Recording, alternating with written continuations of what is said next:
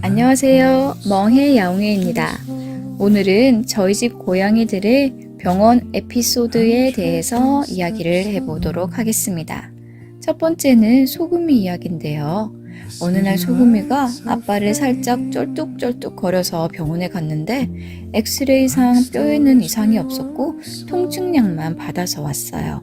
그래서 통증약만 먹고 지내고 있었는데 다리는 괜찮아졌거든요. 그런데 다음날부터 사료도 추루도 거부를 하기 시작했어요. 밥을 안 먹으면 이제 큰일이 나니까 다시 병원에 갔더니 선생님께서 구내염과 치석 때문에 입이 아플 수도 있다고 스케일링을 권유를 하셨거든요. 그래서 결국 스케일링과 구내염 치료를 받았습니다. 치료를 한 후에는 다시 밥도 잘 먹고 지금은 아주 건강하게 지내고 있답니다. 그런데 생각해보니까 제가 튜브추를 먹게 한 적이 많았었는데 그때 혀가 쓸려가지고 자극이 됐을 수도 있겠다는 생각이 들었거든요. 그래서 지금은 꼭 그릇에 덜어서 준답니다. 고양이가 갑자기 밥을 안 먹는다면 입안도 꼭 한번 확인해 보세요. 소금이는 지금 예전처럼 잘 먹고 잘 뛰며 행복하게 지내고 있습니다. 다음은 고니 이야기를 한번 해볼게요. 고니는 저희가 보호소에서 가족으로 데려온 아이거든요. 처음 집에 왔을 때부터 얼마나 수다쟁이였는지 하루 종일 야옹야옹 이야기를 하는 덕분에 집안이 정말 활기찼답니다. 그렇게 집에도 잘 적응하고 평화롭게 지내던 어느 날이었어요. 갑자기 고니가 앞발로 귀를 계속 긁고 머리를 자꾸 흔들기 시작하는 거예요.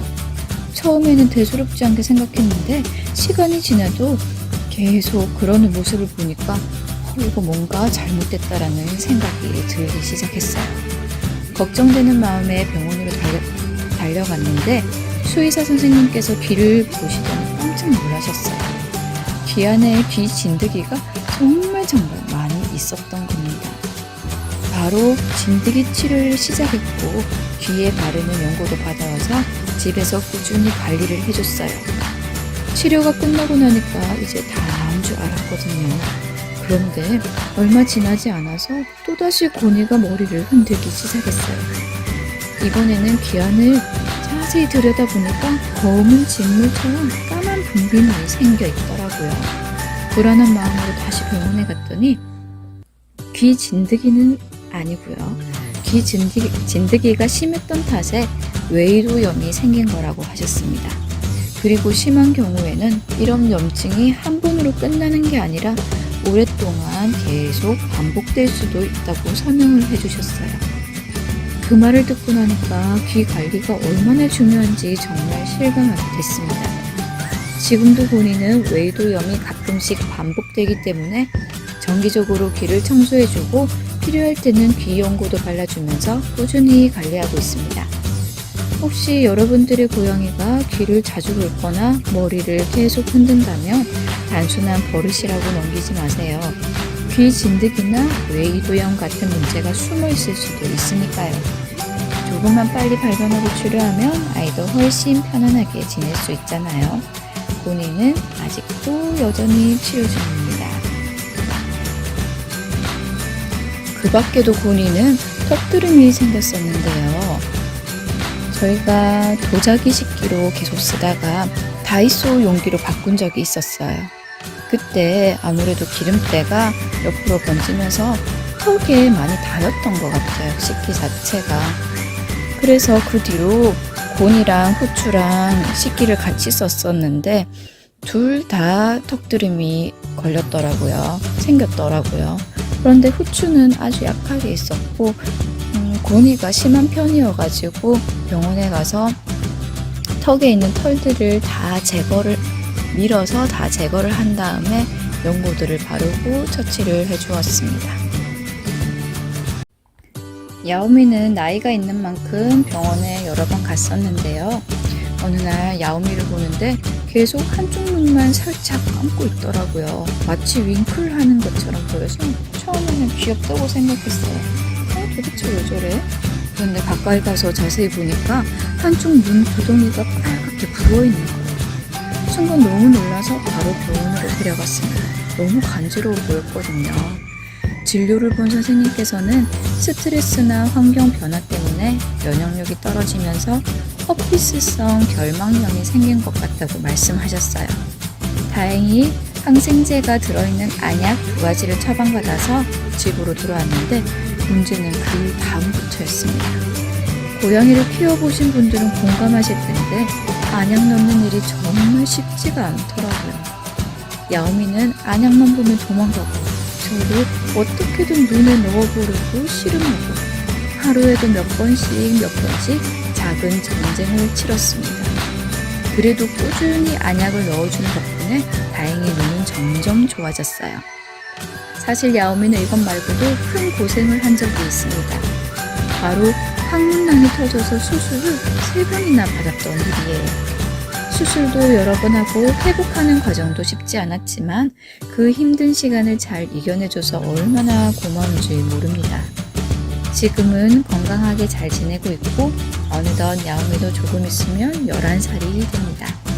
앞으로도 지금처럼 아프지 말고 오래오래 저희 곁에서 함께 행복하게 건강하게 함께 해줬으면 좋겠어요. 혹시 여러분들의 고양이도 갑자기 한쪽 눈을 자주 감거나 윙크하는 것처럼 보인다면 그냥 넘기지 마시고 꼭 병원에서 진료를 받아보세요. 작은 신호 하나가 건강 이상을 알려주는 중요한 신호일 수도 있습니다. 저희 타니는 보호소에서 처음 데려온 아이였는데요. 당시에는 아직 중성화가 되어 있지 않았어요. 보통은 늦어도 1년 전에는 중성화를 하는 경우가 많은데 타니는 시기를 많이 놓쳐가지고 2살 때 수술을 받게 됐답니다. 그래서인지 얼굴이 조금 넓적하고 둥글둥글한 편이에요. 중성화를 늦게 하면 그렇다고 하더라고요. 그런데 저는 그 모습이 더 귀여운 것 같아요. 다행히 중성화 수술을 아주 잘 끝냈고 원래 건강하고 활발한 아이라 회복도 정말 빨랐어요. 지금은 완전히 적응해서 씩씩하고 장난도 잘 치는 우리 타니. 그런데 어느 날부터 타니 눈에 눈곱이 자주 끼기 시작했어요. 게다가 눈이 부신지 한쪽 눈을 잘 못 뜨고 찡그리는 모습이 보이더라고요. 이건 그냥 지나칠 일이 아니다 싶어서 바로 병원으로 데려갔습니다. 진료를 받아보니 타니도 야오미처럼 스트레스나 환경의 변화로 허피스성 결막염이 생긴 것 같다고 하셨어요. 다행히 안약을 처방받아서 집에서 꾸준히 넣어주기 시작했습니다. 안약 넣는 게 쉽지는 않았지만 열심히 관리해준 덕분에 눈은 점점 좋아졌어요. 그런데 한참 괜찮게 지내던 어느 날 이번에는 코에 문제가 생겼습니다. 갑자기 재채기를 하기 시작하더니 누런 콧물이 흐르는 거예요.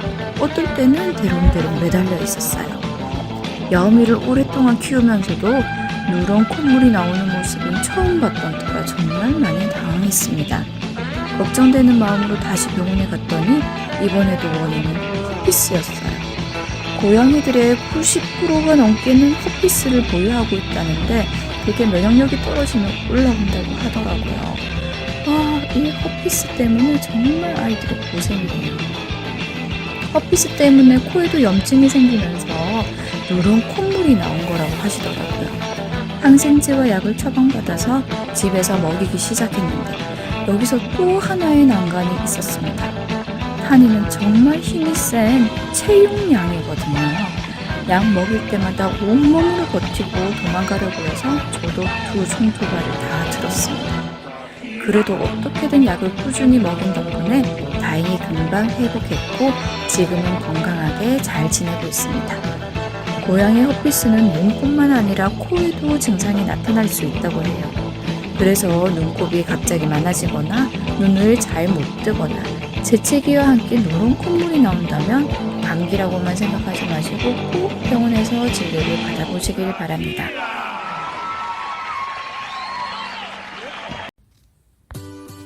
안녕하세요. 멍해 야옹해입니다.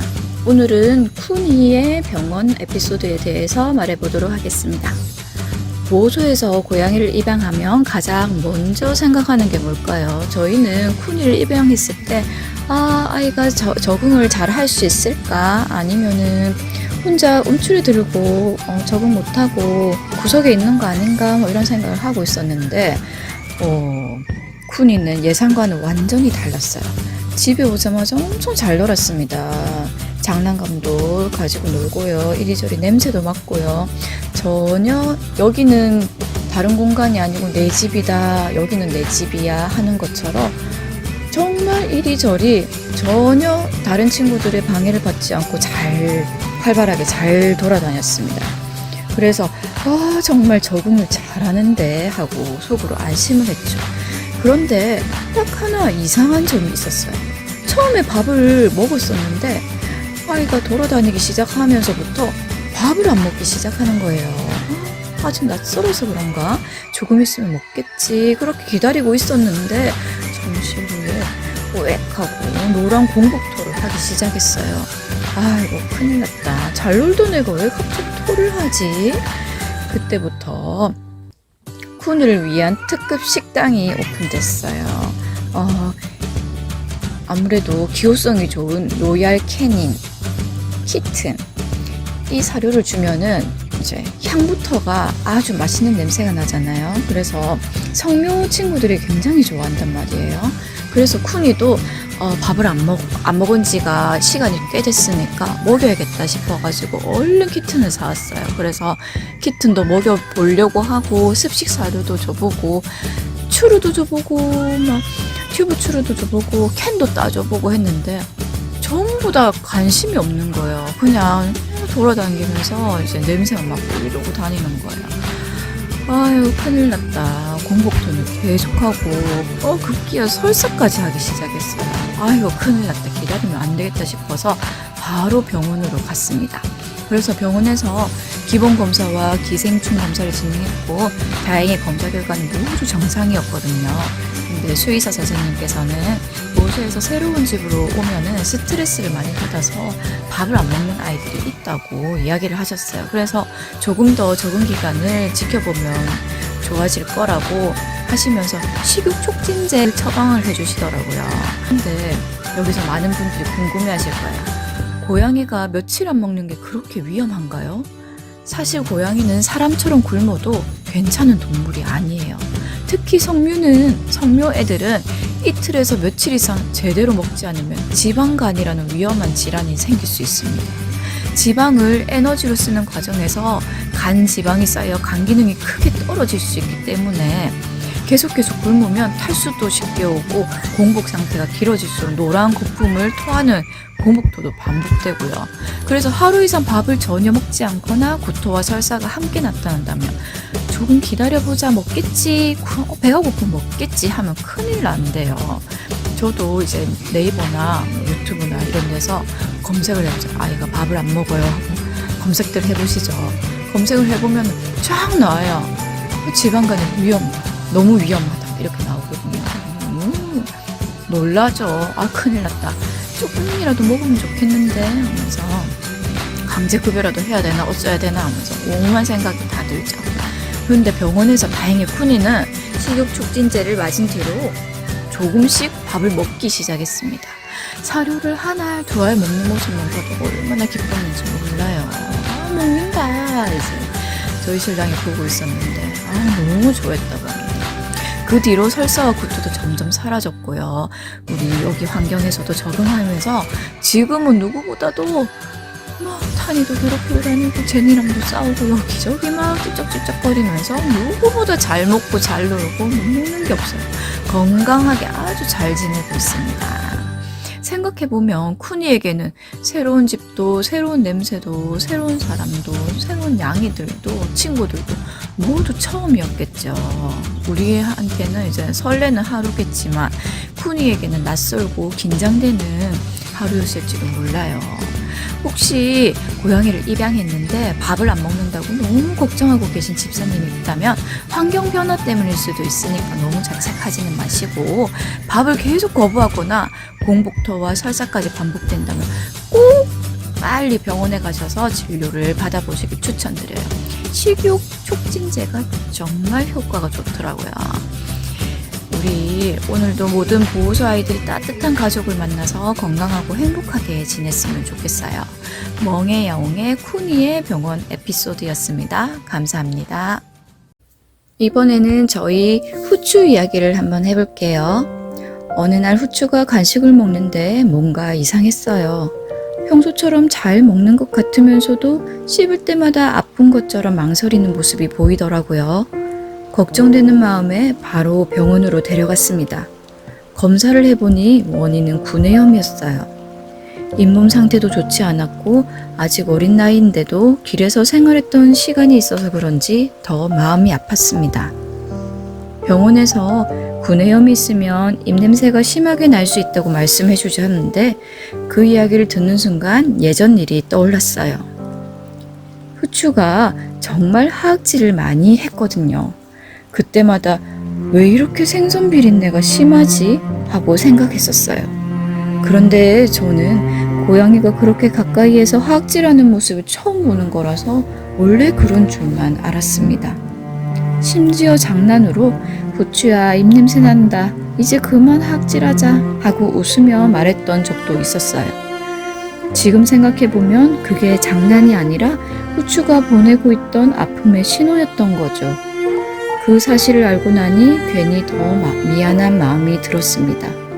그래서 지금은 후추가 사료를 잘 먹는지, 간식을 먹을 때 불편해하지는 않는지, 입안이 빨갛게 붓거나 염증은 없는지 평소에도 자주 살펴보고 있습니다.